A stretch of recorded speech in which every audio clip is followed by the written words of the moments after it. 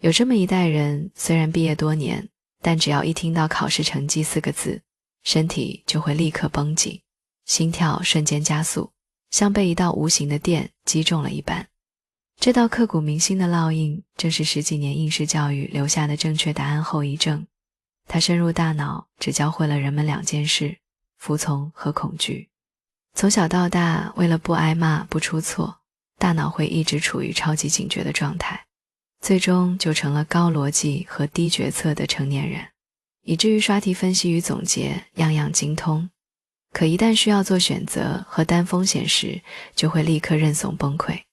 失败、丢脸、被骂，是在这套系统中犯错的全部代价。为了避免犯错而练就了一身避险本领，最终变成了精明有余、胆量不足的人。明明力量在自己手中，却像是被绳索死死困住的大象，仰望权威但从未相信自己。这种教育带来的残酷后果是让人丧失享受快乐的本能。只要一放松，一停下，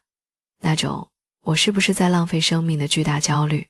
就会瞬间将情绪淹没。因为大脑已被深度训练，完全无法接受无价值的休息。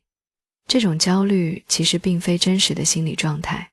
而是大脑被深度训练的结果，并且它只认结果，不认过程。只有当拿到成绩、达成目标的那一刻，它才会分泌多巴胺，给内心一个短暂的奖励。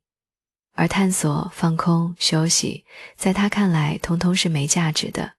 其实这种人生是被提前锁定的，从读书升学到工作成家，未来不再是广阔的想象空间，而是一份被动接受的任务清单。如果你正深陷焦虑、恐惧、内耗的泥沼，请先赦免自己，那并非你的过失，而是多年以来畸形社会的应试教育在人的潜意识中留下的精神枷锁。唯有看清这一点，才能真正松开枷锁，